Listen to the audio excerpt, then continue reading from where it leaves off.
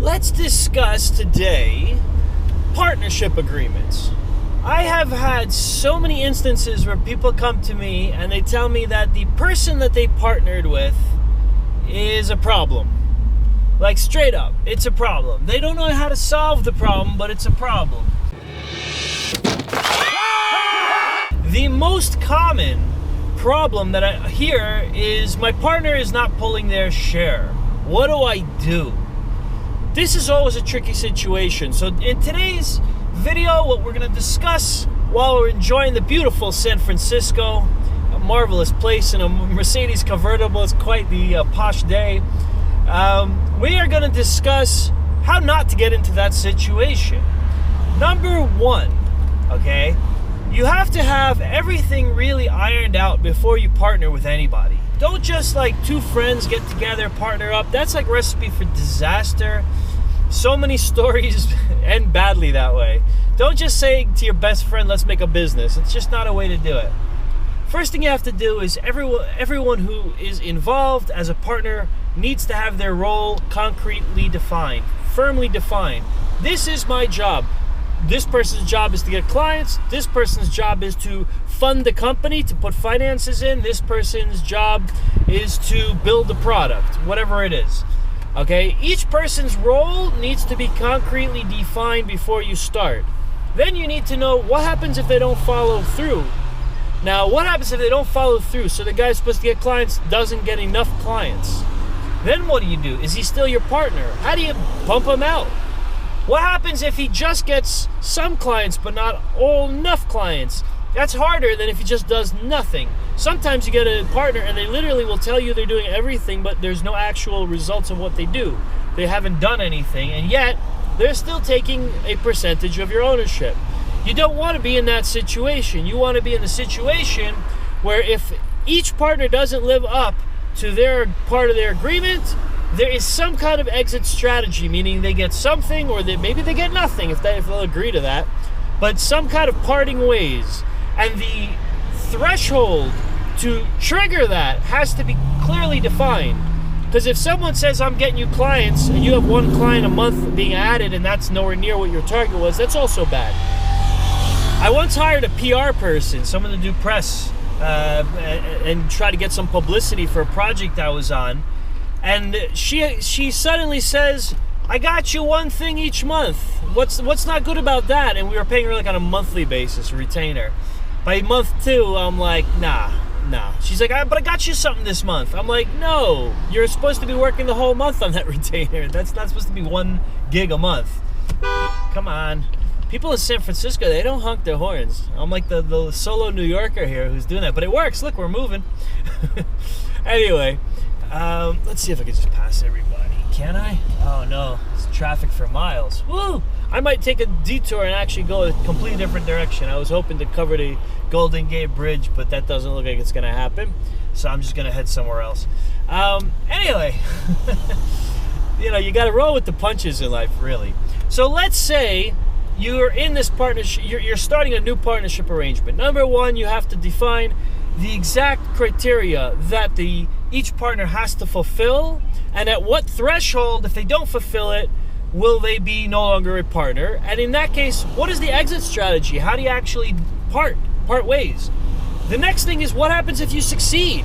What happens if the company takes off and you become the next Facebook? That doesn't happen often, but it happens, and that's what you pray for. By the way, this is not the most exciting trip. I'm just going to start passing cars because they're not moving at all here. This guy's literally been at this light for 5 minutes. So I'm just going to go around him and everybody else and go my way.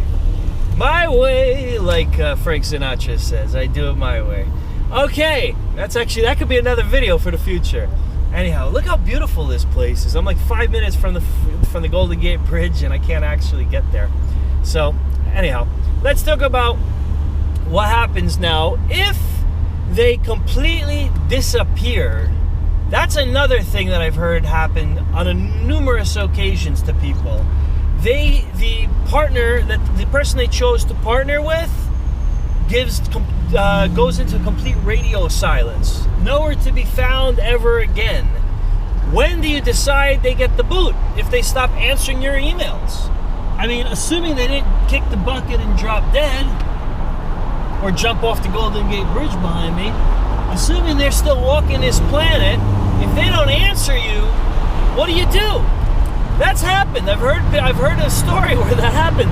Their partner was embarrassed that they couldn't keep up with the agreement that they made, and they disappeared. They just stopped answering their partner. That's terrible. That's such a not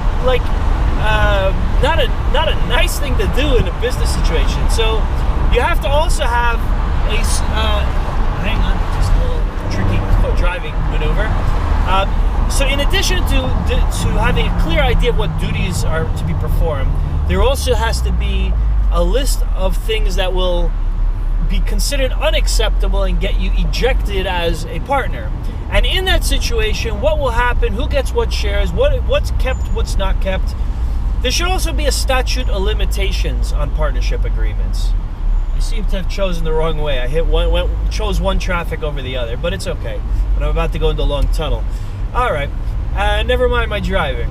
So, statute of limitations. You can be partners, but only for a fixed length of time, because there's a lot of people who don't really want to remain partners after a certain time, and they're stuck with the person they chose as their partner. That's also not a fun situation to be in. So, in such situations, you want to say every year you have the option to buy the other partner out. Each person has the option to buy the other partner out, or something of that nature that's agreeable at the onset. Now again, this can sometimes backfire, because what if you get the next Facebook and the guy says, no, I'm buying you out? So you got to think things through. But typically, most of the time, the problems are not when you succeed, because when you succeed, everybody's happy usually. It's when you fail that's a problem. What happens to the assets of the company? You have three partners. One of them, let's say, is funding it. One of them is building clientele, which is where your income is coming from, and one of them is building your product out, which is the core basis to having a company. When it splits apart, who gets what assets? Each person has their own rationale as to why they deserve more, and it's justified. So you don't really want to be in that situation. You kind of want to just start off knowing each person, what they are set out to do. If it should become to an exit strategy, what are they going to the terms at before you start? You don't want to get stuck with a partner who doesn't want to leave and doesn't want to do what they're supposed to do and is dragging the company down. That happens so frequently. Oh my God, I never would have planned this video if I thought I'd end up in a tunnel here. Oh mama, echo! This is so loud in here. Anyway, wow, San Francisco's fun, but this is loud in here. Oh man, and there's no view at all. So be it. Yeah, put the light on since you can't listen. Oh, that doesn't do anything. Never mind. Convertibles don't have the best lights. So let's discuss exit strategy now. What's agreeable? Do you give a percentage of ownership to a partner who's being pushed out? Do they keep something? Do they not? I think a lot of people would say no.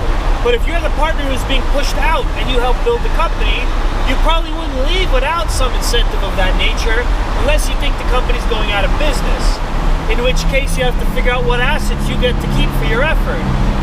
All these partnership agreements get a lot more tricky when you start a company where people are not getting paid right off the bat, where people are working on what they call sweat equity, meaning their efforts equates to what comes back, and they're putting their efforts into the company without getting a paycheck initially.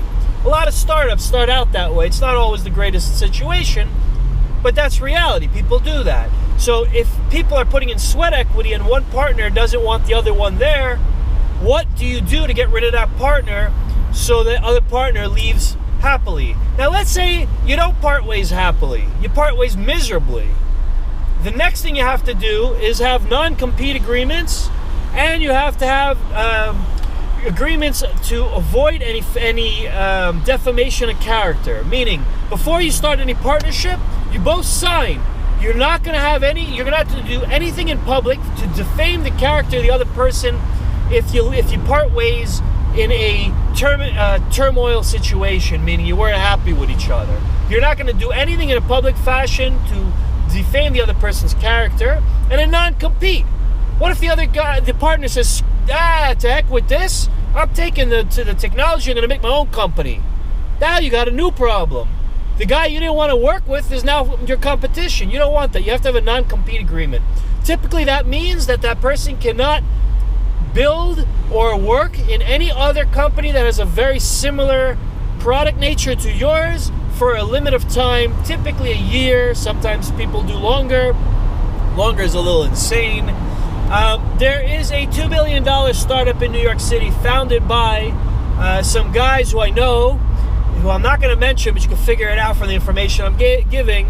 They were working at Yahoo, and they literally duplicated out the technology of Yahoo and hired all the people that Yahoo didn't keep, that they laid off. Every person, as they were laid off, they grabbed them up and hired them, built the exact same company. It's now a $2 billion startup in New York City.